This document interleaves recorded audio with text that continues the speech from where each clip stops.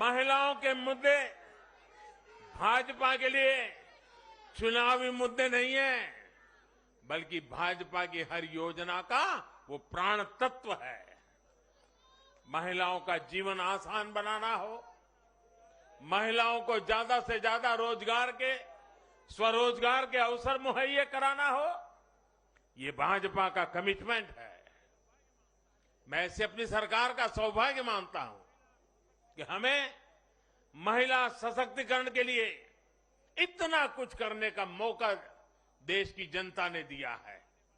साथियों, आने वाला समय देश के लिए, हम सभी के लिए बहुत महत्वपूर्ण है। सबका साथ, सबका विकास, सबका विश्वास और सबका प्रयास,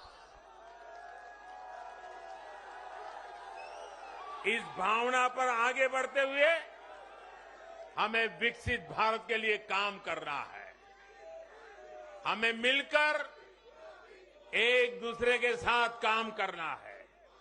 आइए, नागरिक के रूप में हम विकसित भारत के संकल्प के साथ जुड़े, विकसित भारत के इस अभियान से जुड़े।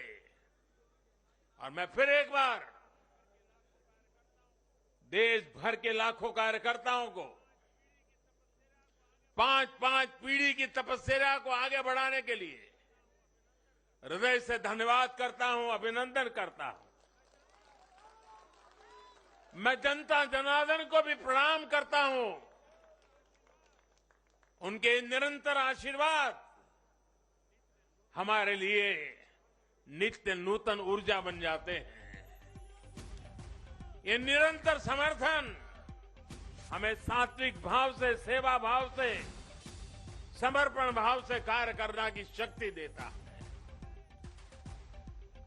जब हमें जनता जनार्दन का आशीर्वाद मिलता है तो हमें अधिक परिश्रम करने की प्रेरणा जगती है, अधिक पुरुषार्थ करने का संकल्प जगता है और संकल्पों को सिद्ध करने के लिए जीवन खपा दे करके सिद्धि तक पहुंचाने के लिए हम लगे रहते हैं, क्योंकि जनता जनार्दन, इसे हम ईश्वर का रूप मानते हैं।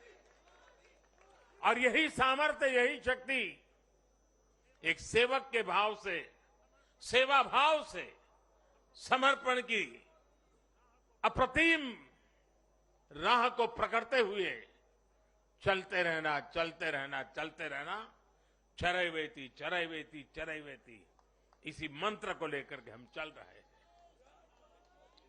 भाइयों बहनों, इस चुनाव में अब बहुत लोगों को जानने पहचानने का भी अवसर मिल चुका है। पिछले कुछ चुनावों का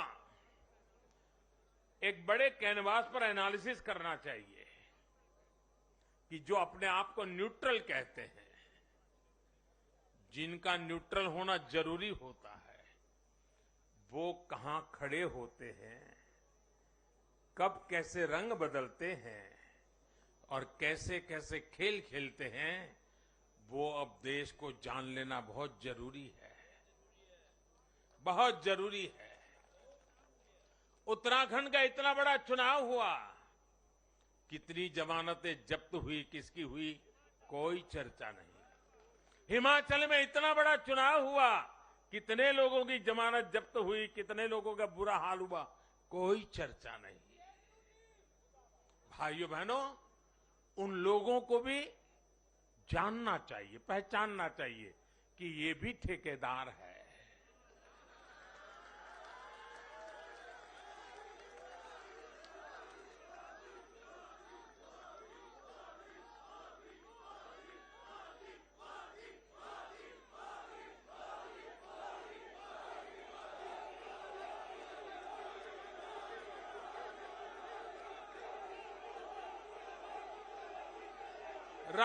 राजनीति में सेवा भाव से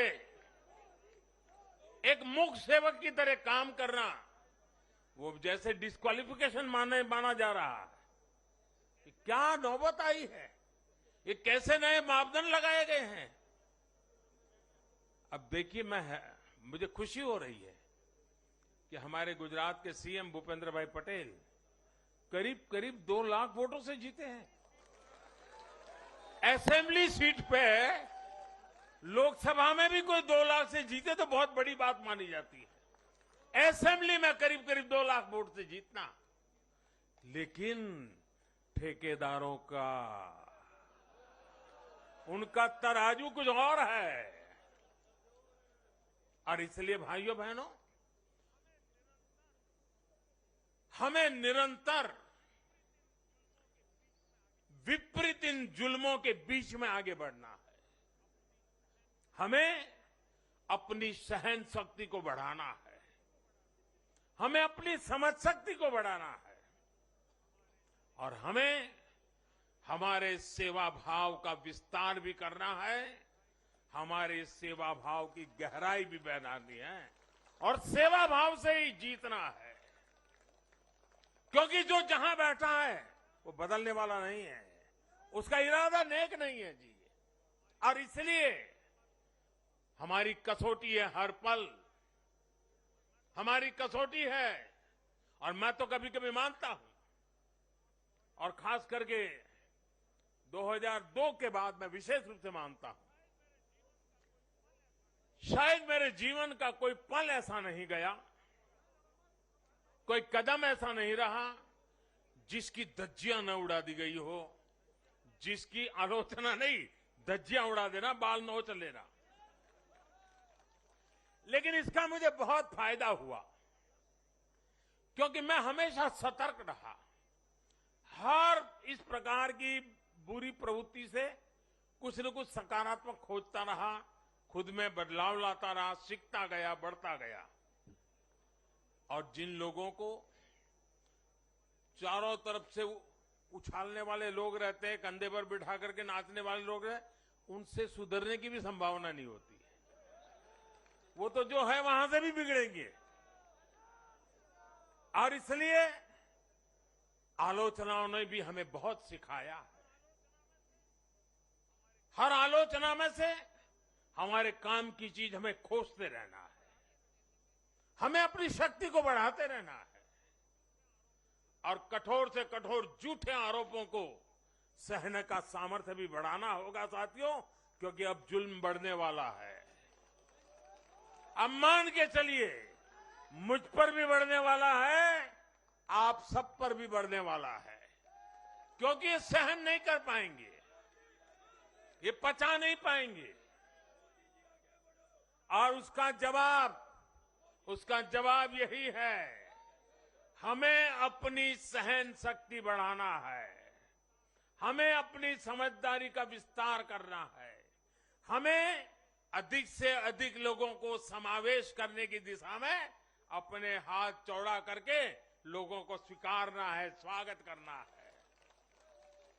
सकारात्मक रास्ता, सेवा भाव का रास्ता, समर्पण का रास्ता, यही मार्ग हमने चुना है, वही मार्ग हमको यहां पहुंचाया है। और आगे भी हमारे पुरुषार्थ से, परिश्रम से देश की आकांक्षाओं वाला ये देश भी बनेगा। 2047 जब हिंदुस्तान आजादी के 100 साल मनाएगा, विकसित भारत हमारे नौजवानों के हाथ में हम देके जाएंगे।